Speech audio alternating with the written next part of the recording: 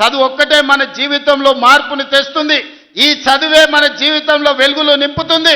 ఇవాళ ఈ వేదిక మీద ఉన్న కలెక్టర్లైనా ఎమ్మెల్యేలైనా చిన్న చిన్న కుటుంబాల నుంచి వచ్చిండ్రు, కానీ వాళ్ళు చదువుకున్నారు, చదువును నిర్లక్ష్యం చెయ్యలే.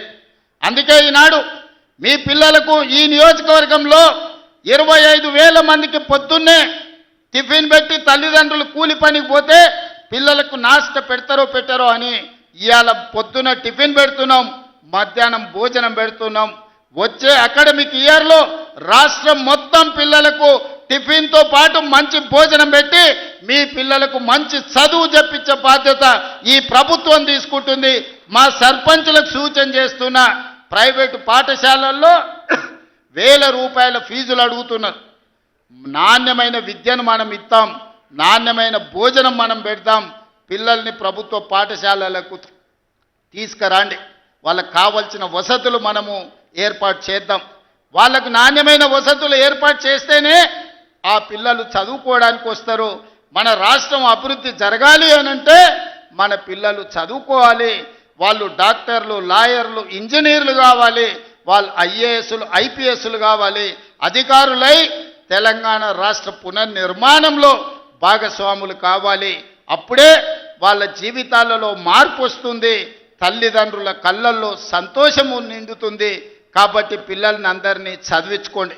అదేవిధంగా ఈనాడు రైతులకు సంబంధించి తెలంగాణ ఉద్యమమే నీళ్లు. తెలంగాణ ఒక పక్కన కృష్ణానది, ఇంకొక పక్కన గోదావరి నది. ఈ 2 నదుల మధ్యన ఉన్నదే తెలంగాణ. ఉమ్మడి రాష్ట్రంలో అన్యాయం జరిగింది, ప్రాజెక్టులకు ఆలస్యానికి కారణమైంది. అందుకే 4 కోట్ల తెలంగాణ ప్రజలు తెలంగాణ కోసం నడుం బిగించి వందలాది మంది పిల్లలు ఆత్మ బలిదానాలు చేసుకొని తెలంగాణ రాష్ట్రాన్ని సాధించుకున్నారు. ఇకనైనా మన సమస్య పరిష్కారం అవుతుంది అనుకున్నారు. ఈ సమస్య శాశ్వత పరిష్కారం అయితే ఈ తెలంగాణ భూములు బీళ్ల నుంచి పాడి పంటలతో సస్య సామలమవుతాయని ఈ ప్రాంతం అనుకున్నది. 10 సంవత్సరాలు 2 సార్లు కేసీఆర్ గారికి అవకాశం ఇచ్చారు. 10 ఏళ్లలో ఏ ప్రాజెక్టు పూర్తి చేయలే, ఏ ఎకరాకు నీళ్లు ఇవ్వలే. కృష్ణానది మీద కట్టిన ప్రాజెక్టులు ఆనాడు మొదలుపెట్టిన భీమా కావచ్చు, నెట్టంపాడు కావచ్చు, కోయిల్ సాగర్ కావచ్చు, కల్వకుర్తి కావచ్చు, ఎస్ఎల్బీసీ కావచ్చు, డిండి కావచ్చు, నేను కొట్లాడి సాధించిన మక్తల్, నారాయణపేట్, కొడంగల్ ఎత్తిపోతల పథకం జీవో నెంబర్ 69 కావచ్చు. 10 ఏళ్ళు మనకు అన్యాయం చేసిర్రు, మన పాలమూరుని ఎండబెట్టిండ్రు. కానీ 2009 నాడు వలస వచ్చి పాలమూరులో ఊరు లేనోడు, పార్లమెంటులో నోరు తెరవనోడు తెలంగాణ రాష్ట్రం వస్తే మన బతుకులు బాగుపడతాయి, కొడంగల్లో ప్రతి ఎకరాకు నీళ్ళు వస్తాయని మనందరం కష్టపడి ఎంపీగా గెలిపించినాం. ఆయన ఎంపీ అయ్యిండు, తెలంగాణ రాష్ట్రం వచ్చింది, తెలంగాణకు ముఖ్యమంత్రి అయ్యిండు. కానీ మన కొడంగల్కు నీళ్లు రానియలే, ఏ ప్రాజెక్టు పూర్తి చేయలే. పాలమూరు రంగారెడ్డి ఎత్తిపోతలు అట్లనే ఉండిపోయింది, కల్వకుర్తి అట్లే ఉండిపోయింది.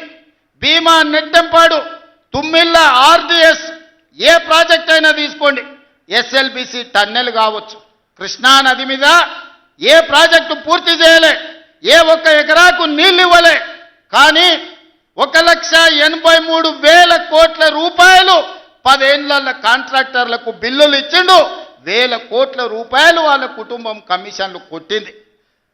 తొడుక్కోవడానికి చెప్పులు లేకుండే, వేసుకోవడానికి బట్టలు లేకుండే, చిరిగిపోయిన చెప్పులతోని రోడ్ల మీద తిరుగుతోళ్ళకి బెంచ్ కార్లు వచ్చినాయి.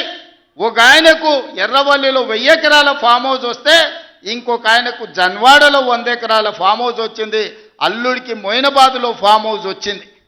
వాళ్ళ బతుకులు బాగుపడ్డాయి, వాళ్ళకి టీవీలు వచ్చినాయి, వాళ్ళకి పేపర్లు వచ్చినాయి, 1,000 కోట్ల రూపాయల వ్యాపారాలు వచ్చినాయి, వాళ్ళకి ఫామ్ హౌజులు వచ్చినాయి. కానీ మనకు మాత్రం నీళ్లు రాలే. ఆనాడు కృష్ణానదిలో వరదలు వచ్చి అలంపూరు మునిగిపోతే అలంపూరు ప్రజల కోసం బంజారాయిల్స్లో నా ఇల్లమ్మి పేదోళ్ళకి ఇల్లు కట్టిస్తాను చంద్రశేఖరరావు చెప్పిండు. ఆయన ఇల్లు అమ్మలేదు, కానీ 100 ఎకరాల ఫామ్ హౌజులు కట్టుకున్నాడు. ఆ నిర్లక్ష్యం నుంచి 10 ఏళ్ళు చూసినాం. ఇక పాలమూరు ప్రజలు నిర్ణయం చేసుకోరు, మా బతుకులు బాగుపడాలంటే మట్టికి పోయినా ఇంటోడే పోవాలని పెద్దలు చెప్పారు. ఇక వాణ్యవనో వీణ్యవనో ఎవనెవనో మోసేది లేదు. మా బిడ్డ ఈ మట్టిలో పుట్టి ఈ మట్టిలో కలిసిపోయి మా బిడ్డ ఈ తెలంగాణకు ముఖ్యమంత్రి ఉండాలి.